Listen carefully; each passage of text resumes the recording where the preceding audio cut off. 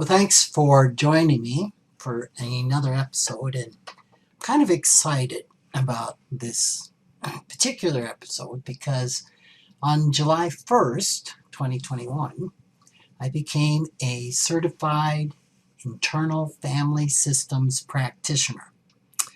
It's something that I devoted about 15 months in getting the education and the experience to become certified, which was during the pandemic of 2020 and 2021. I actually started my training in London in February of 2020, and unfortunately that became online training for the balance of all my trainings.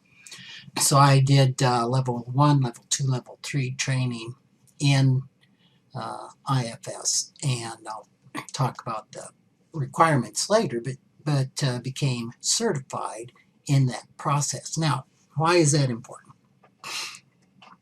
I'm working on developing what I call IFS Informed Financial Therapy, which is something to my knowledge that no one is doing in either the IFS or financial therapy communities. So it's a fascinating process. I have done IFS therapy myself for, about 4.5 years right now. So just a little background. What is IFS, Internal Family Systems? It's a form of psychotherapy that focuses on a client's internal parts and self. So anytime you said, a part of me wants to do this and a part of me wants to do that, or a part of me thinks this and a part of me thinks that, it's addressing that idea. In IFS, the mind's considered to be naturally made up of multiple subpersonalities or families within each individual's mental system. So these subpersonalities take on different roles, such as an inner critic, an inner child.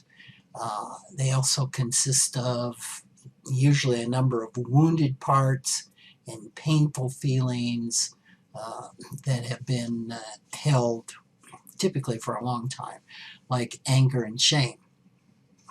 So the goal of IFS is to help clients access self-energy, so that they can heal these wounded parts and bring their minds into balance. IFS is evidence-based, which means that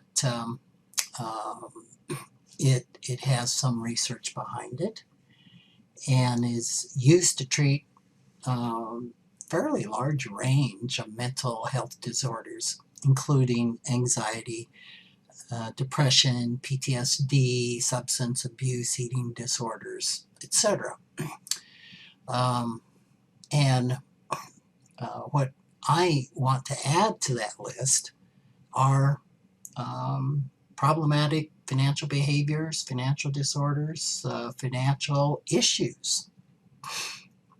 So I think what's important to understand about IFS therapy is it's what's called non-pathologizing approach to psychotherapy. It doesn't attempt to diagnose a condition.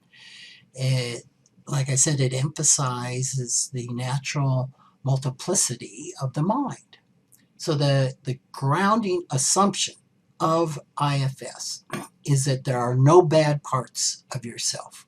There's no parts to get rid of.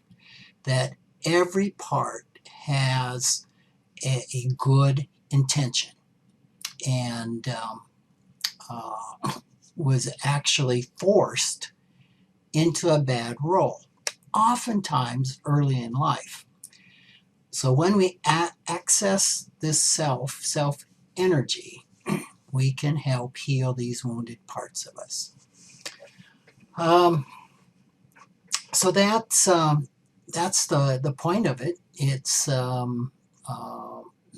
wanting to bring the whole system into harmony and allowing a person to become more self-led, which the natural side effect of healing the system is a reduction in problematic or symptomatic behavior, which I think when applied to financial issues is going to be a healing of problematic money behaviors. Now, Richard Schwartz, and I've said this before in a previous podcast, developed IFS in the 80s. He was a family systems therapist that kind of stumbled into this. As I said, the IFS model has been used to treat a wide range of mental health diagnoses or disorders, if you want. Like, there's been success in using it with anxiety and eating, depression, obsessive compulsive disorders,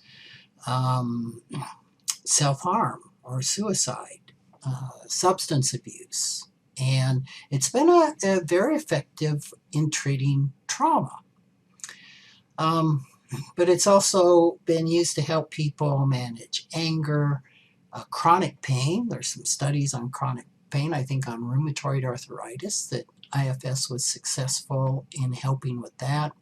Relationship issues, self-esteem, shame, stress management, a number of things. So I think we can add to this list of things that IFS can help would be financial disorders and problematic financial behaviors. Things like workaholism, compulsive buying, gambling, hoarding, financial dependence on people, financial denial, underspending, overspending, financial enabling, financial enmeshment, taking on a vow of poverty, so to speak, which is popular in the helping professions, squandering sudden windfalls, and in general making poor financial decisions. Now, I don't have any EBT, evidence-based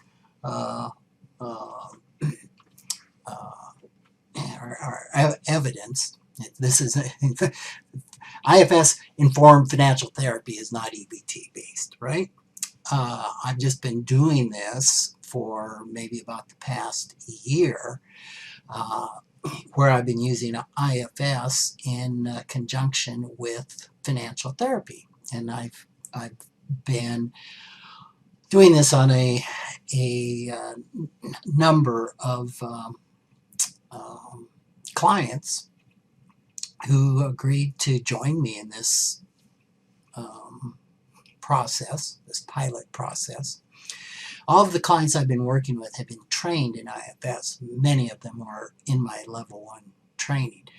And because they were trained in IFS, it really allowed me to test the pure application of the model. And I can say more about that in a future podcast.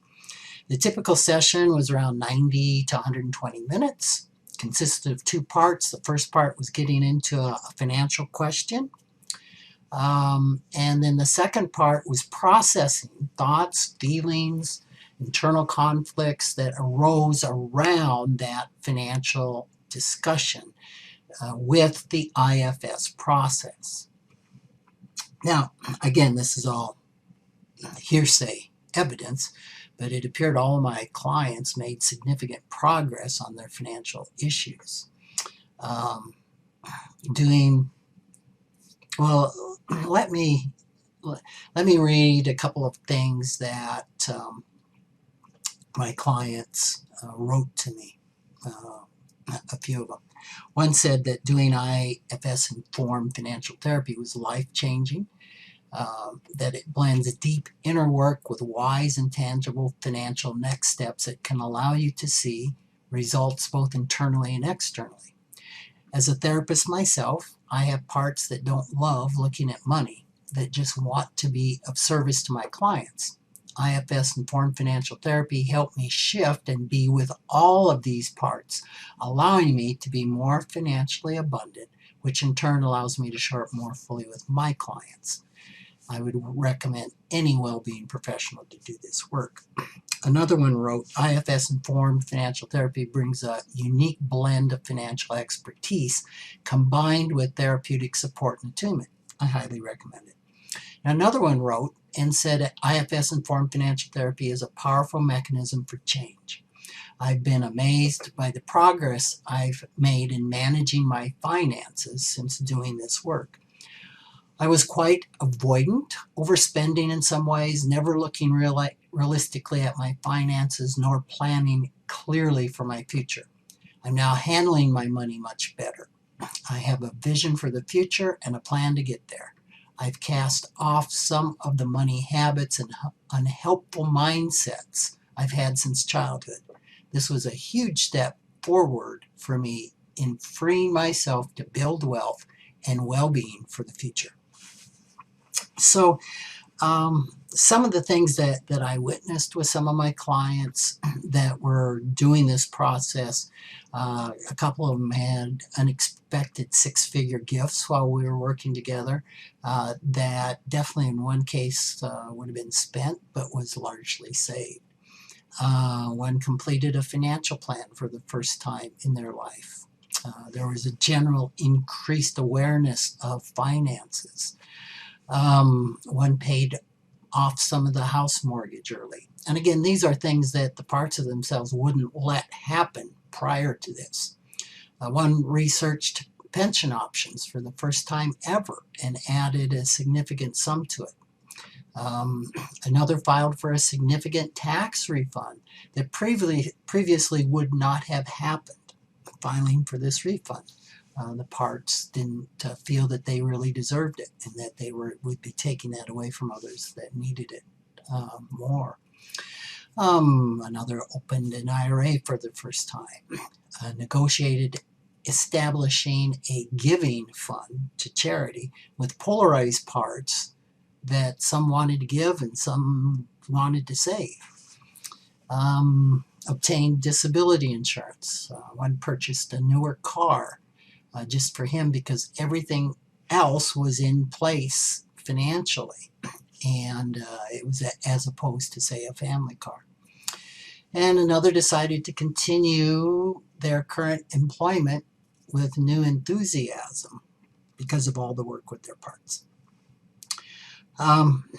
My next chapter in trying this combination out is combining the IFS process with the financial planning process. Now, none of these people were I doing financial planning with. It was kind of a normal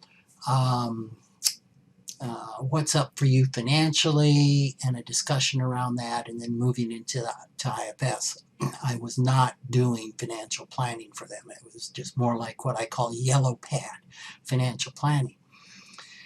I have 4 clients now enrolled in the this new pilot program. Again, all of them are trained or have done IFS. And so they're going to do or undergo the normal financial planning process with one of my associates. And then I will do IFS Informed Financial Therapy with them around things that come up in that process as part of the engagement.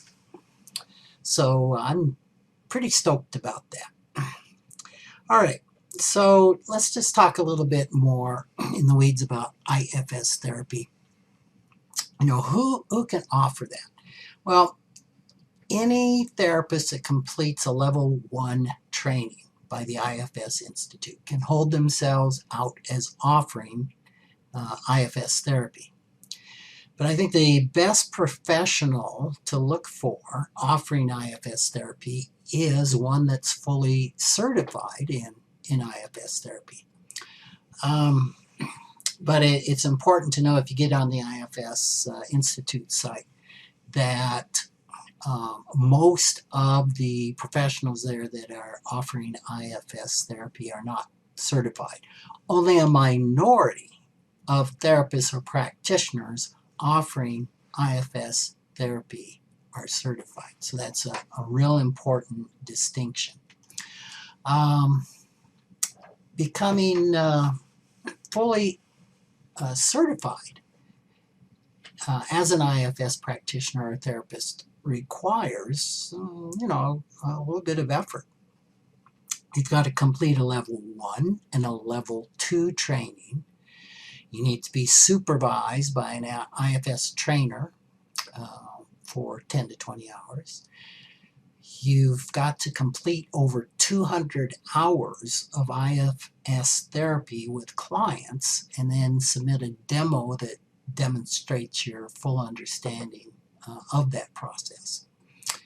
It's a costly and a lengthy process to go through. The average certification process, it takes over 15 months. I think I went through it very quickly because I had nothing else to do during the pandemic. And I'm guessing it costs around $10,000, hard dollars, which doesn't include the professional's loss of income from being away from their practice, assuming most people that go through IFS certification are therapists with therapy practices. I'd estimate that costs another $15,000 to $20,000 in lost income. And then once you become certified, you've got to complete continuing education requirements to maintain that certification.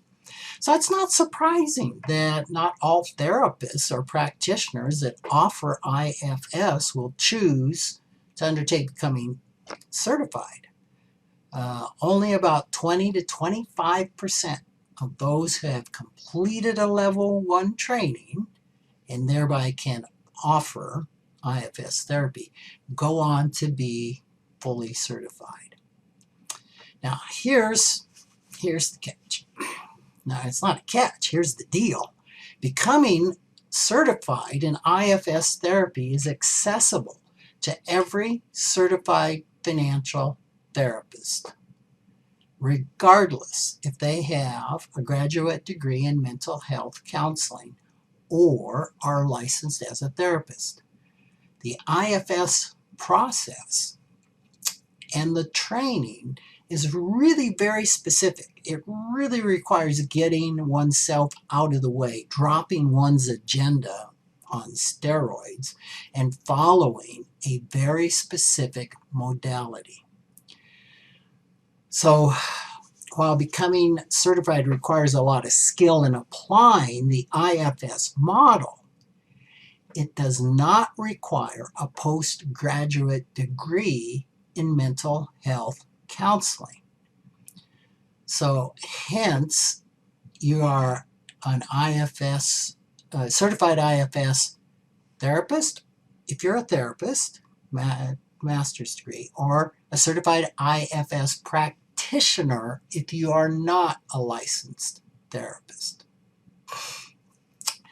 So IFS certification gives the certified financial therapist that doesn't have a postgraduate degree in mental health counseling an evidence-based model of therapy that can really enhance the financial therapy process. I could go on and on and on. So let me hit this. Is family systems therapy effective? All right. As I said, it was designed as an evidence-based treatment. While a lot of the evidence regarding the efficacy of IFS is anecdotal, there have been some major research studies that have been done and are ongoing that will hopefully provide scientific evidence to support what IFS therapists constantly see. And this is really typical in any modality, is first the practitioners go, this really works. And then the academicians and researchers come in to prove what the practitioners suspect, that it really works. Maybe a number of you are familiar with Bessel van der Kolk. He's a Dutch psychiatrist and one of the leading researchers on trauma. He strongly backed IFS in his book. And the book is The Body Keeps the Score. In fact, that's when I first learned of IFS, was reading that book. And I thought it sounded pretty crazy to me. But Vanderkolk, he's a pretty credible guy. And in the book, he detailed using IFS with his clients that were suffering from trauma. And then there's another individual named Frank Anderson. He's a psychiatrist and one of the leading mental health professionals that's done a lot of research on the brain, how the brain works, and he's a big champion of IFS. So those are some notable folks that are supporting IFS. Some of the studies done in 2015, the National Registry of Evidence-Based Practices and Programs recognized IFS as an evidence-based psychology or psychotherapy model. They said it was basically an effective treatment for improving general functioning and well-being, and especially in regards with clients with chronic pain. Just a number of things. In 2016, there was another study done by the Journal of Marital and Family Therapy that demonstrated the effectiveness of IFS in treating depression. And they focused on women in college that had tried CBT, interpersonal psychology, and medications without a lot of success. And IFS was found to really help reduce the depression that a lot of them were experiencing. So they said, IFS provided preliminary evidence for the efficacy of IFS in treatment of depressive symptoms. So that was good. And in 2018, there was a small pilot study that had promising results. Of the 13 participants that were diagnosed with post-traumatic stress syndrome, PTSD, and who did 16 sessions of IFS, only one of them still qualified for the diagnosis at the end of the study, meaning 92% of the participants no longer met the criteria for PTSD. So and like I said, again, hearsay evidence, but I have personally done 4.5 years of weekly IFS therapy myself. And I started in therapy 30 years ago, maybe. And I just have to say it's one of the most effective modalities that I've ever used. And I have had some incredible successes personally in using this. And when I first started using it, I had no intention of using this with financial therapy. None whatsoever. It didn't occur to me that maybe IFS could be used when I started doing my own training, which was really just to inform myself more on IFS. And the last week of my level 1 training, I kind of got the aha that maybe this could be done. Now, there's a lot of nuances in doing IFS Informed Financial Therapy. It has a different component from your normal IFS therapy because you're bringing up a specific issue, which is money, right? Our finances. And so that is where I didn't know if it could be combined successfully or not. But I think I am on the positive side of that. So I could go on, and maybe I will in another podcast, just talking about how IFS might be different from other therapy options and more of the core competencies or factors of IFS. But I am out of time. So thanks for joining me. And I look forward to being with you again in another episode.